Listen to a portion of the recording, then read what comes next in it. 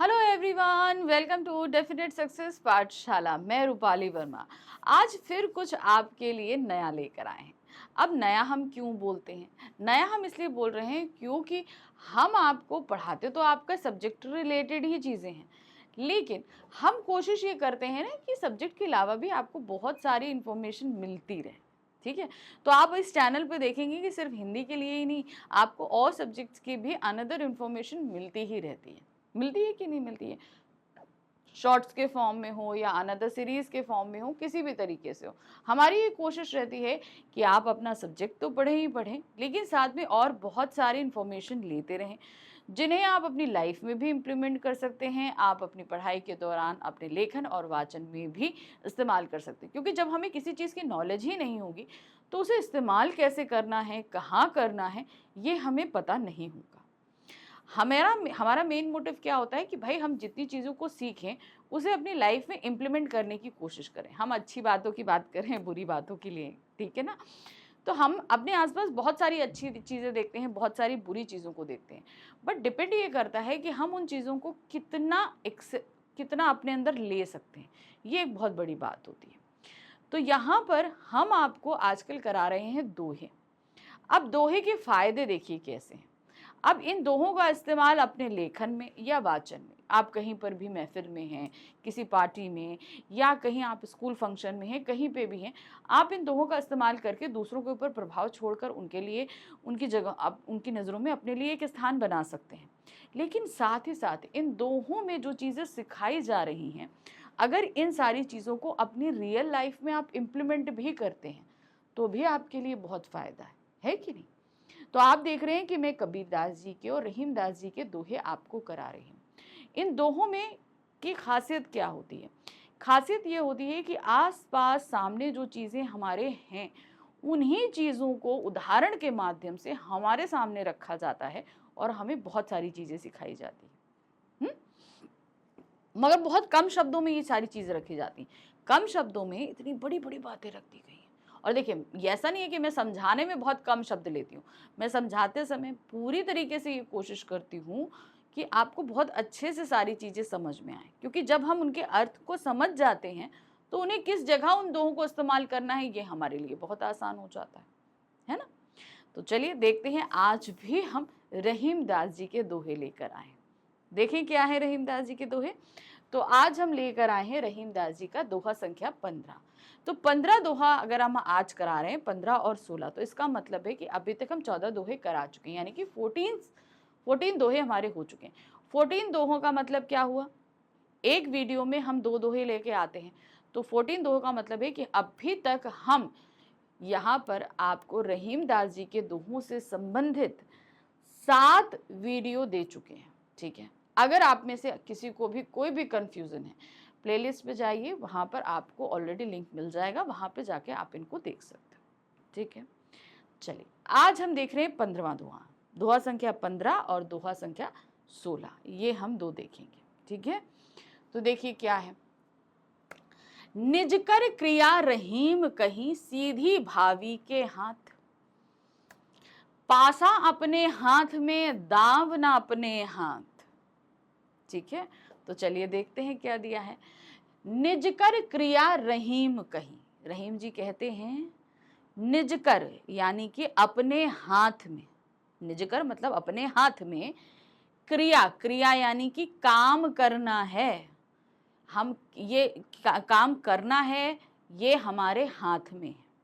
ठीक है, सीधी भावी के हाथ, मगर क्या है, हमारे भाग्य में क्या है, ये हमारे हाथ में नहीं है।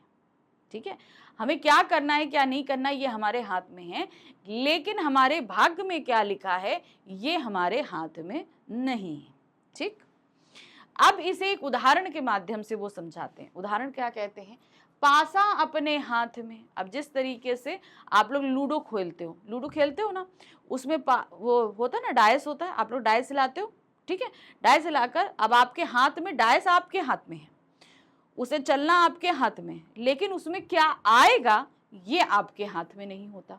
होता है, उसी के चक्कर में तो सांप काट लेता है, कभी कभी हम सीढ़ी भी चढ़ जाते हैं। तो देखिए बहुत अच्छा उदाहरण उन्होंने दिया है। क्या कह रहे हैं? पासा अपने हाथ में, दांव ना अपने हाथ। यानी कि वो जो पासा है, यानी कि लूडो के टाइम जो डाइस होता है जिसमें 1 2 3 4 5 6 डॉट्स होते हैं ना, वो हम हिलाते हैं और ऐसे करके डालते हैं, तो हमें उसमें क्या आने वाला है ये हमारे हाथ में नहीं होता। हमारे हाथ में क्या होता है, वो पासे होते हैं। उसी तरीके से यहाँ पर जब हम इस संसार में आते हैं तो इस संसार में हमें भेजा गया है अपने कर्म करने के लिए। आप बहुत सारे लोगों को देखते होंगे कि बहुत सारे लोग बहुत मेहनत करते हैं, ठीक है, मेहनत करते हैं। बहुत सारे लोग कुछ भी नहीं करते। लेकिन एक चीज ध्यान रखिए कि आप ये देखेंगे कि जो मेहनत करता व्यक्ति है वो मजबूत बनता है और आगे चल के उसे सफलता जरूर मिलती है। देर से मिले मगर सफलता मिलती है, क्योंकि मेहनत करना, कर्म करना ये मनुष्य के हाथ में। हम जितना कर्म करेंगे हम आगे चलकर सफल होंगे। तो वही चीज आप ये सोचो कि हम कर्म हमारे भाग्य में नहीं है, हम काम नहीं करेंगे। आप सीधे बैठ जाओ कि भाई मेरे भाग्य में नहीं है कि मैं 50% मार्क्स भी अपने बोर्ड में लाऊं, मैं तो इतनी पढ़ाई नहीं करूंगा। जब आप पढ़ाई करोगे ही नहीं तो 50% से ज्यादा आएंगे कैसे? इसीलिए कहा गया है कर्म करना हमारे हाथ में है, मगर हमारे भाग्य में क्या लिखा है ये हमारे हाथ में नहीं है। याद रखिए, ये हाथ की लकीरें हम अपने कर्म से बदल सकते हैं। अगर आप काम नहीं करोगे तो कुछ नहीं मिलेगा, काम करोगे तो बहुत कुछ मिलेगा। तो वही चीज उन्होंने बोला, जो कर्म है, काम है, वो हमारे हाथ में है, लेकिन भाग्य हमारे हाथ में नहीं है। जिस तरीके से जब हम लूडो खेलते हैं तो पासा हमारे हाथ में होता है, लेकिन दांव हमारे हाथ में नहीं होता। हमारे भाग्य में क्या है वो नहीं। आप ये सोचो कि हम एक बार कोशिश कर रहे हैं हमें सारी चीजें मिल जाएं, ये पॉसिबल नहीं है। अब की नहीं मिला तो फिर डबल मेहनत करो, अगली बार मिलेगा, अगली बार नहीं मिला फिर मिलेगा, मगर कर्म करते रहो। मगर ये सोचो कि मेरे भाग्य में नहीं है, मैं काम नहीं करूंगा, तो ये सोच गलत होती है। ठीक है, अब इसका भावार्थ देखते हैं क्या है। रहीम दास जी कहते हैं कि अपने हाथ में तो केवल कर्म करना ही होता है, सिद्धि तो भाग्य में होती है। सिद्धि मतलब वो किस तरीके से फलेगी ये हमारे हाथ में नहीं होता। जैसे चौपड़ खेलते समय पासे तो अपने हाथ में रहते हैं, पर दांव में क्या आएगा यह अपने हाथ में नहीं होता। ठीक है, समझ में आ गया अर्थ। अब अगर बात आती है कि इस दोहे को हम इम्प्लीमेंट कहाँ करेंगे, तो उस जगह पर आप जहां पर ये कुछ लोगों को कहते हुए देखते हो ना, अरे मेरा तो भाग्य ही खराब है, मेरे हाथ में कुछ नहीं आता, ठीक है, उस जगह पर आप इस चीजों को इस्तेमाल कर सकते हो। क्यों? क्योंकि जब आप कर्म करोगे तो आप भाग्य को भी जीत सकते हो। ये चीज है, बस कर्म करते रहो। जैसे हम लोग होता है, हम लोग लूडो खेलते हैं, ठीक है, हम लोग लूडो खेल रहे हैं। अब आपको पता है कि लूडो खेलते समय आपकी जो गोटी है वो ओपन कैसे होगी, आपकी 1 से ओपन होगी या 6 से ओपन होगी। आप एक बार खेलते हो, नहीं आया, फिर दूसरी बार डालोगे, नहीं आया, तीसरी बार डालोगे, नहीं आएगा, तो क्या आप खेलना छोड़ देते हो? नहीं छोड़ते हो ना। आप क्या करते हो, आप बार बार खेलते हो, फिर आता है कि नहीं आता है, 6 भी आता है, 1 भी आता है, फिर आपकी गोटी खुलती है, फिर आप आगे चलना शुरू करते हो, दूसरे की गोटी को मारते हो, आगे निकलते हो, होता है कि नहीं होता है? पर ये तो नहीं है कि 2 बार अगर आपका पास 1 और 6 नहीं आ रहा है तो आप खेलोगे ही नहीं होता है ना। सेम एज इट इज यही हमारी लाइफ के साथ है। हमें कर्म करते रहना है, हमें कर्म करते रहना है। आज नहीं मिला कल मिलेगा, कल नहीं मिलेगा परसों मिलेगा, परसों नहीं मिलेगा नरसों मिलेगा, पर मिलेगा। बस ये होता है कि हमें कर्म के ऊपर पूरा विश्वास रखना है। ठीक है, चलिए अब हम आ जाते हैं दोहा संख्या 16 पे। या क्या कह रहे हैं, बड़े काम ओछे करें तो ना बड़ाई हुए, जो रहीम हनुमंत को गिरधर कहे न कोई। अब क्या कह रहे हैं, बहुत बड़ी बात करी। हमारे यहाँ, हमारे इस पूरे संसार में आप बहुत सारे बड़े बड़े लोगों को देखोगे, ठीक है, क्या कह रहे हैं, बहुत बड़े बड़े लोगों को देखते हो आप, लेकिन अगर वो कोई गलत काम कर देते हैं तो भी उनकी निंदा पूरा संसार करता है, उनकी बड़ाई नहीं करता। ठीक है ना, क्या कह रहे हैं यहाँ पर देखिए, बड़े काम ओछे करें, यानी कि अगर जो बहुत सम्माननीय व्यक्ति है, बहुत बड़ा व्यक्ति है, अगर वो बुरे काम करता है तो बड़ाई नहीं होती, तो उसकी बड़ाई नहीं करी जाती है। ठीक है, अब यहाँ पर आप किसी को भी, अभी मैं उसका आश्रय भी आपको समझाऊंगी, अभी मैं अर्थ समझा रही हूँ। फिर दूसरी लाइन में आइए, इसका उदाहरण उन्होंने दिया, क्या कहते हैं, जो रहीमन हनुमंत को गिरधर कहे न कोई। अब आप सभी को पता है कि हनुमान जी ने भी पर्वत उठाया था और श्री कृष्ण जी ने भी पर्वत उठाया था, ठीक है। लेकिन इन दोनों के पर्वत उठाने के जो रीजंस थे वो अलग अलग थे। तो इसीलिए हनुमान जी को गिरधर नहीं कहा जाता, श्री कृष्ण को गिरधर कहा जाता है। बात होती है कि आप काम किस तरीके से कर रहे हो, उससे किसी को नुकसान तो नहीं हो रहा है। हनुमान जी ने जो पर्वत उठाया उससे किसी को नुकसान हुआ। माना कि उन्होंने अच्छे मन से उठाया था कि लक्ष्मण जी की जाके वहां पर जान बचानी है, लेकिन उन्होंने जिस तरीके से उठाया उससे कोइयों को नुकसान हुआ, इसलिए उनको गिरधर नहीं कहा गया। लेकिन जब श्री कृष्ण ने गोवर्धन पर्वत उठाया तो वो सबकी भलाई के लिए उठाया था।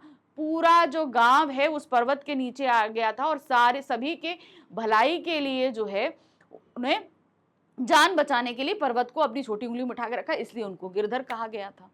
तो चलिए अब इसका आश्रय समझ लेते हैं। उन्होंने क्या कहा, जब बहुत ही बड़े या सम्माननीय व्यक्तियों द्वारा अगर कोई भी गलत कार्य हो जाता है तो कोई भी उसकी बड़ाई नहीं करता है। हमेशा ध्यान रखना, कोई उसकी बड़ाई नहीं करेगा। अब ये इंटेंशनली काम हो ये या इंटेंशनली ना किया गया हो, दोनों तरीके से। मान लीजिए कोई बड़ा व्यक्ति जान के गलत काम कर रहा है या धोखे से उससे कोई ये काम हो जाता है, दोनों ही कंडीशन में अगर उससे गलत काम होता है तो कोई भी उसकी बड़ाई नहीं करता। अब उदाहरण के तौर पे यहाँ पे हनुमान जी को लिया गया कि कहा गया हनुमान जी ने जब द्रोणागिरी पर्वत उठाया तो वो द्रोणागिरी पर्वत ध्यान मग्न था। पर्वत उठाते समय उन्होंने पर्वत की अनुमति भी नहीं ली कि आप उससे रिक्वेस्ट करते कि हम आपको लेकर चल रहे हैं। उन्होंने अनुमति भी नहीं ली और उन्होंने पूरा पहाड़ भी नहीं उठाया, उन्होंने पहाड़ का सिर्फ एक टुकड़ा उठाया।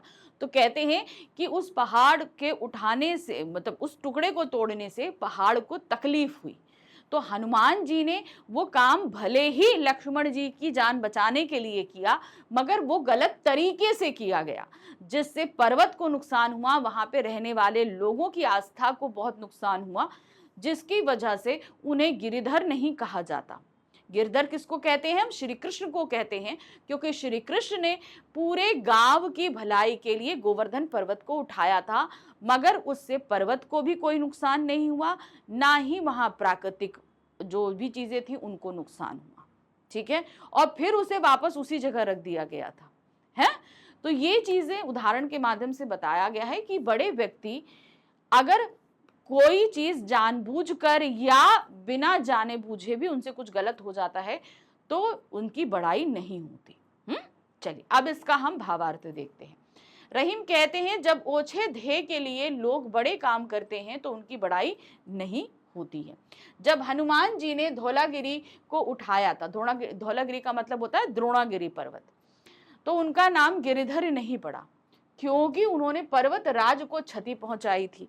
अब पर्वतराज को क्षति कैसे पहुंचाई? क्योंकि उन्होंने पूरा पर्वत तो उठाया नहीं, उन्होंने पर्वत का एक टुकड़ा तोड़कर वो लेकर गए थे।